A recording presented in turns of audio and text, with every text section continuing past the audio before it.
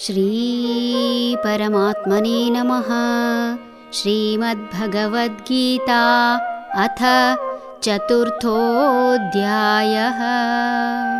ಜ್ಞಾನಯೋಗಃ.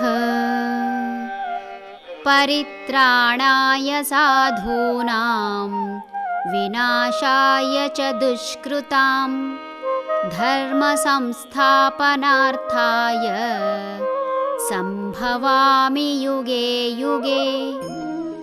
ಒಳ್ಳೆಯವರನ್ನು ಕಾಪಾಡುವುದಕ್ಕಾಗಿ, ಕೆಟ್ಟವರನ್ನು ನಾಶಗೊಳಿಸುವುದಕ್ಕಾಗಿ ಮತ್ತು ಧರ್ಮವನ್ನು ನೆಲೆಗೊಳಿಸುವುದಕ್ಕೋಸ್ಕರ ಯುಗ ಯುಗದಲ್ಲೂ ನಾನು ಜನ್ಮ ತಾಳುತ್ತಿರುವೆನು. ಭಗವದ್ಗೀತೆ ಓದುವವರು ಸಹಜವಾಗಿ ನಾನೇ ಬೇರೆ, ಭಗವಂತನೇ ಬೇರೆ ಎಂಬ ದೃಷ್ಟಿಯಿಂದ ಓದುವುದು, ಪಾರಾಯಣ ಮಾಡುವುದು ಕಂಡುಬರುತ್ತದೆ. ಭಗವತ್ಪಾದ ಶ್ರೀ ಶಂಕರಾಚಾರ್ಯರು ಅಹಂ ಬ್ರಹ್ಮಾಸ್ಮಿ ಎಂಬ ಕಲ್ಪನೆಯನ್ನು ಕೊಟ್ಟ ನಂತರವೂ ಭಗವತ್ಪಾದರು ಹೇಳಿದ್ದು ಯಾರಿಗೂ ಅರ್ಥವಾದಂತಿಲ್ಲ. ಪ್ರತಿಯೊಬ್ಬರ ಹುಟ್ಟಿಗೂ ಕಾರಣವಿದೆ. ಪ್ರತಿಯೊಬ್ಬರೂ ಅವತಾರಿಗಳು. ಸಂಘಶಕ್ತಿ ಕಲಿಯುಗೆ ಎಂಬ ವಾಕ್ಯದಂತೆ ಕಲಿಯುಗದಲ್ಲಿ ಸಂಘಟಿತರಾಗಿ ಸಂಘದ ಮೂಲಕವೇ ಕೆಲಸವಾಗುವುದು. ಪ್ರಜೆಗಳು ದಾರಿ ತಪ್ಪಿದರೆ ನಾಯಕನಾದವನಿಗೆ ಬಹಳ ಸುಲಭ. ವಿಘಟನೆಯ ಮೂಲಕ ತಾಮಸಿಗಳಿಗೆ ಆಮಿಷವೊಡ್ಡಿ ಅವರ ಮೇಲೆ ಹಿಡಿತ ಸಾಧಿಸಿ ಸಾತ್ವಿಕರನ್ನು ಹಿಂಸಿಸಿ ವಿಕಟ ಸಂತೋಷ ಪಡುತ್ತಾ ರಾಜಸಿಕರು ಮೆರೆಯುವುದು ಸಹಜ. ಸಾತ್ವಿಕ ಗುಣ ಸ್ವಭಾವದವರು ತಮ್ಮ ಜ್ಞಾನದಿಂದ ಸಮಾಜವನ್ನು ಬದಲಾಯಿಸಲು ಪ್ರಯತ್ನ ಮಾಡದೆ ತಾನಾಯಿತು ತನ್ನ ಕೆಲಸವಾಯಿತು ಎಂಬಂತಿದ್ದರೆ ಈ ಸಮಾಜ ಬಹುಬೇಗ ಅಧರ್ಮದ ಹಾದಿ ಹಿಡಿಯುವುದು ನಿಶ್ಚಿತ.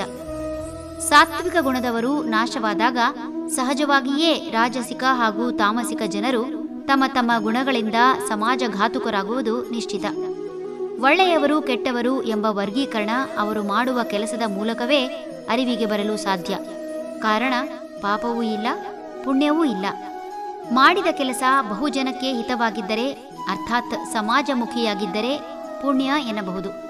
ಯೋಧನೊಬ್ಬ ದೇಶದ ಗಡಿಯೊಳಗೆ ನುಸುಳುತ್ತಿರುವ ವ್ಯಕ್ತಿಯನ್ನು ಕೊಂದಾಗ ವ್ಯಕ್ತಿಯ ದೃಷ್ಟಿಯಿಂದ ನೋಡಿದರೆ ಒಂದು ಅಮಾಯಕ ಜೀವಿಯನ್ನು ಕೊಂದಿದ್ದು ಪಾಪ. ಆದರೆ ಆತ ದೇಶದೊಳಗೆ ಬಂದ ನಂತರ ಎಷ್ಟು ಜೀವಿಗಳ ನಾಶ ಮಾಡುತ್ತಿದ್ದನೋ ದೇವರೇ ಬಲ್ಲ. ಈ ಕಾರಣದಿಂದ ನೋಡಿದರೆ ಯೋಧ ಮಾಡಿದ್ದು ಪುಣ್ಯದ ಕೆಲಸ ಅಲ್ಲದೆ ಧರ್ಮದ ಕಾರ್ಯ. ಭಗವಂತ ಸ್ವತಃ ತಾನೇ ಬರಬಹುದು ಅಥವಾ ಒಂದು ಶಕ್ತಿಯ ಮೂಲಕವಾದರೂ ಈ ಪ್ರಪಂಚದಲ್ಲಿ ಯಾವುದೇ ಅಹಿತಕರ ಘಟನೆಗಳು ಅರ್ಥಾತ್ ಅಧರ್ಮ ನಡೆಯದಂತೆ ತಡೆಯಲು ಆಗಾಗ ಅವತಾರಿಯಾಗಿ ಬರುತ್ತೇನೆ ಎನ್ನುತ್ತಿದ್ದಾನೆ. ಹರಿ ಓಂ.